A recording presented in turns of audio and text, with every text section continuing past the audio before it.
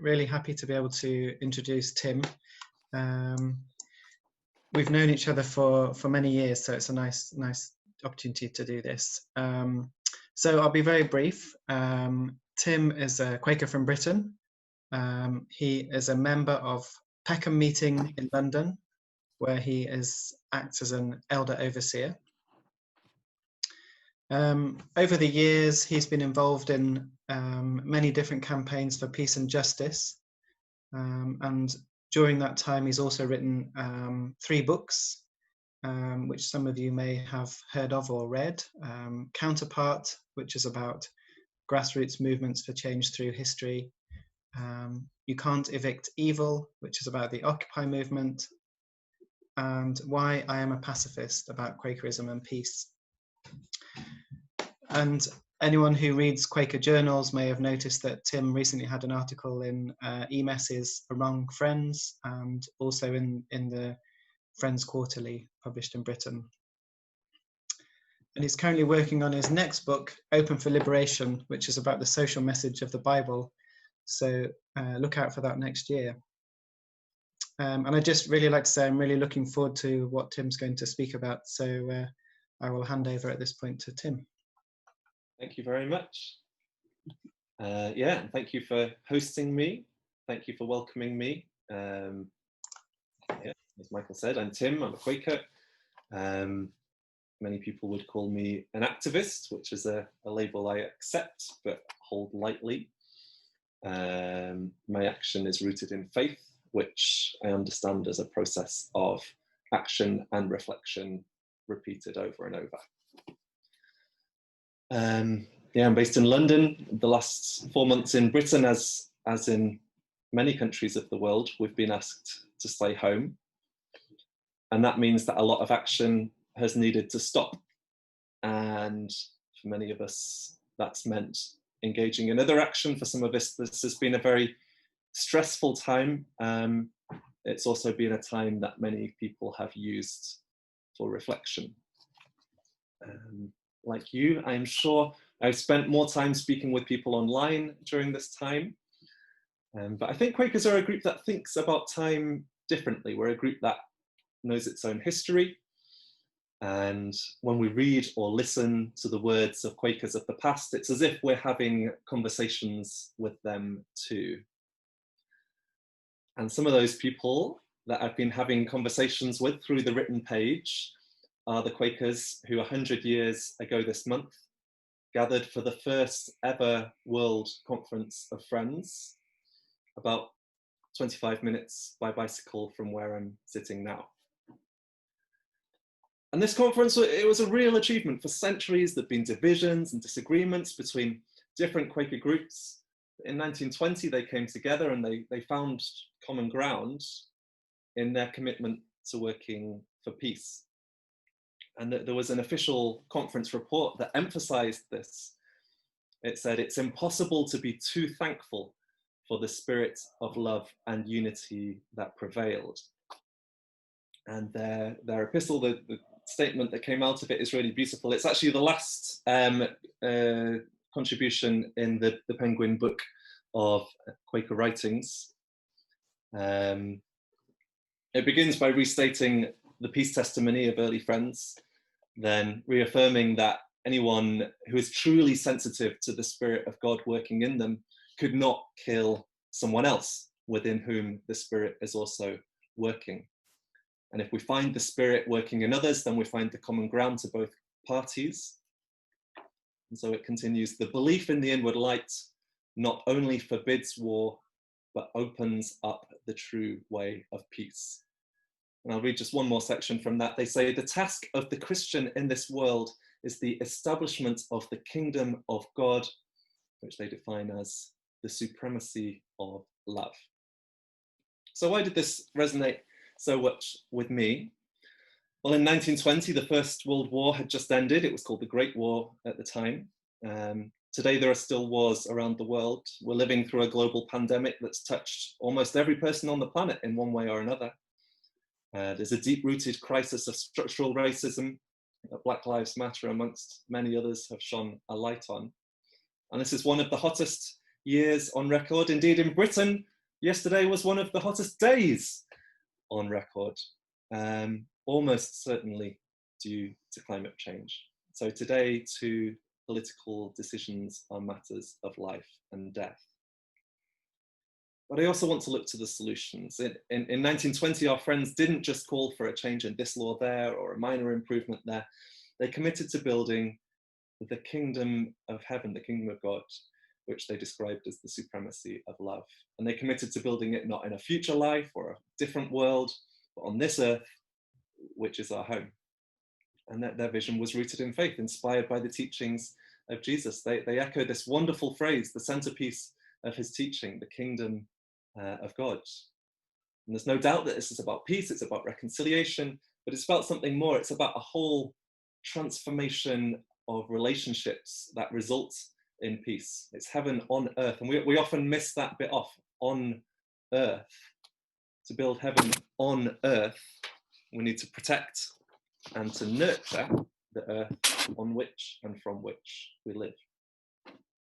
And Jesus tells many, many beautiful stories about what the kingdom of heaven is like, and each of these have many, many layers of meaning. I'm only going to touch on some of them. But we're told that the kingdom is like women who go first into a banquet, and like a woman who loses a coin and then finds it, and like a woman who mixed it into dough to make the bread rise. So from this, we can see that women are and will be central to the kingdom. And we're told that the kingdom will be like a ruler who cancels the debts of his people, like an employer who gives each of his workers an equal wage. So from this, we could say that in the kingdom, there is much greater economic equality. And we're told that the kingdom is also like a farmer who searches for the sheep he's lost, and like a tiny mustard seed that grows into a large plant in the hearts of the good. And of course, these are metaphors, many layers of meanings within them, but one that we could add is that we could say that in the kingdom, animals and plants will be respected.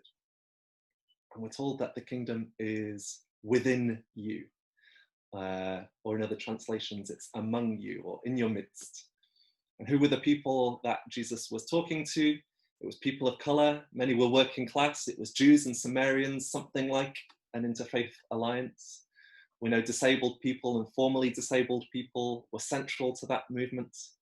It was women and men, and later on eunuchs, and that's not really a word that gets used very much, but maybe that kind of fulfills a similar societal space. Maybe we'd use a word like genderqueer or non-binary today.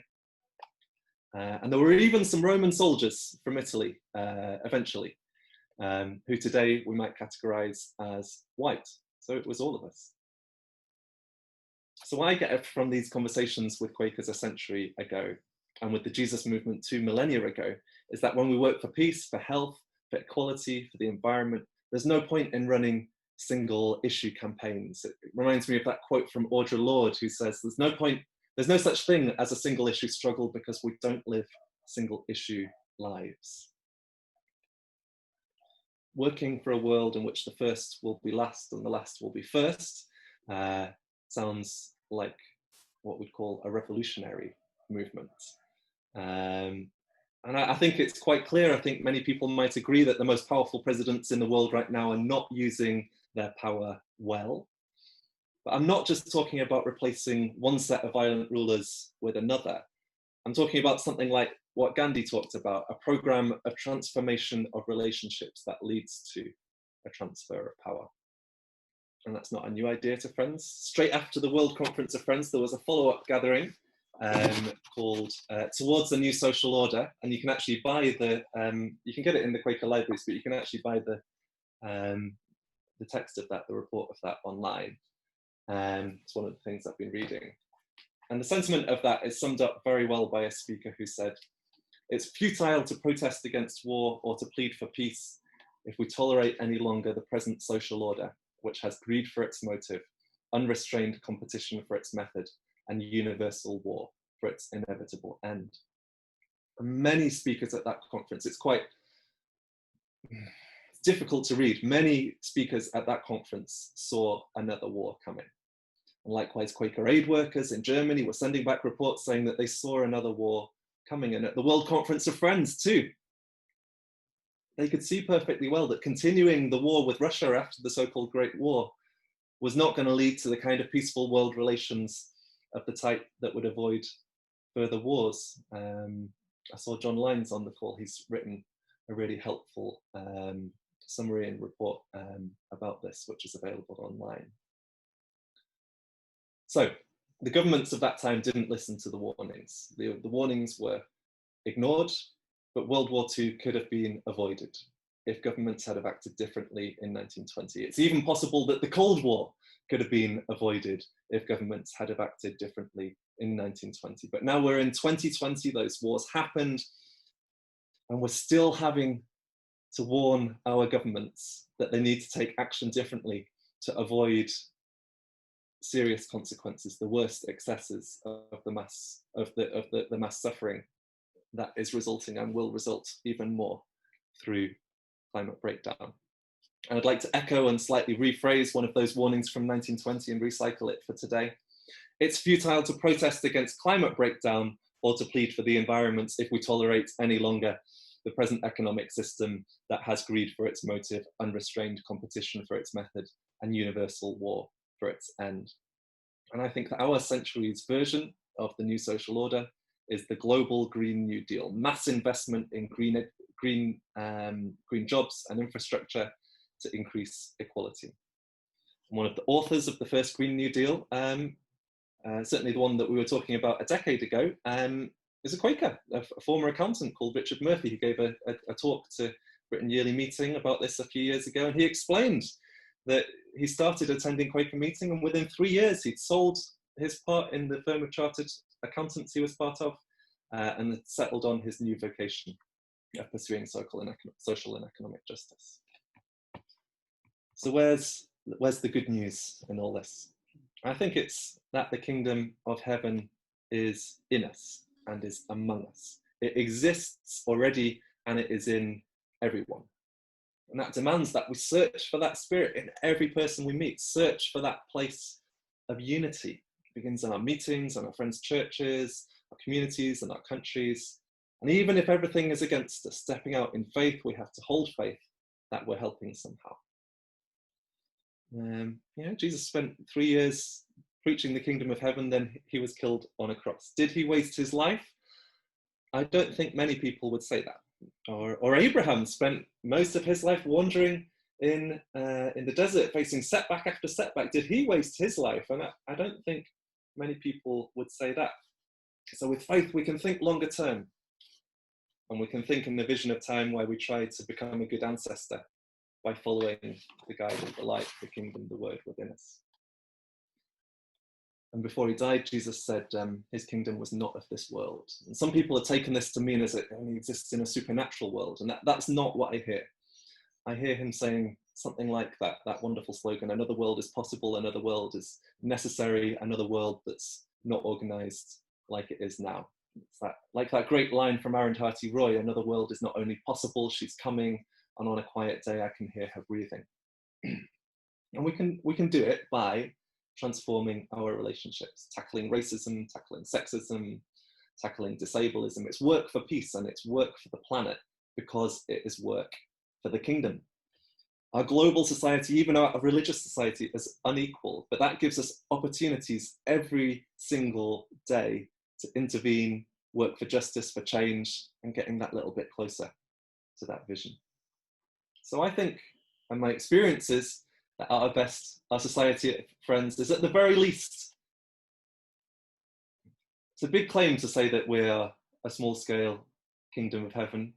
I think we could claim for us a republic of kindness.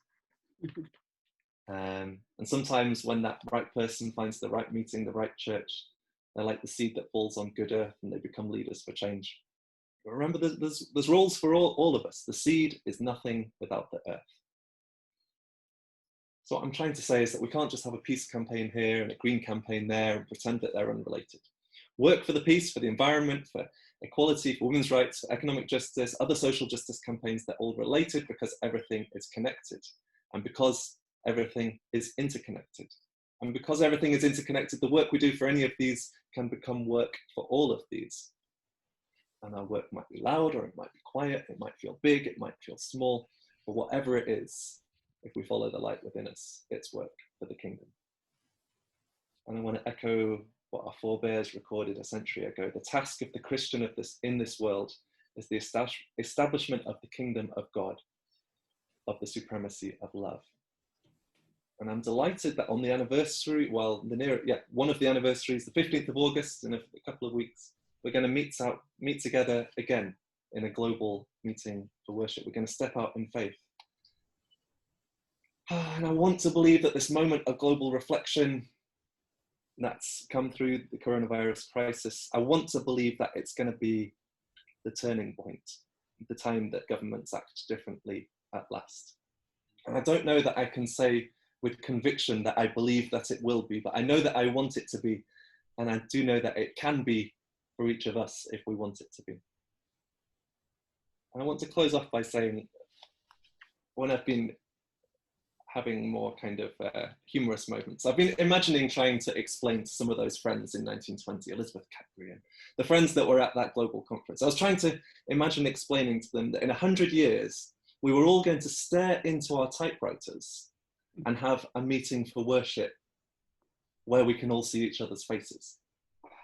And the reason that I bring this is not just for the amusement value, it's to say that there will be things in the future that we can't even imagine now, we can't conceive of now. We can't plan for this change, but what we can do is find that place of love and light within ourselves, step out in faith, and do whatever we can to get closer to that vision that our friends 100 years ago and that Jesus called the kingdom of heaven.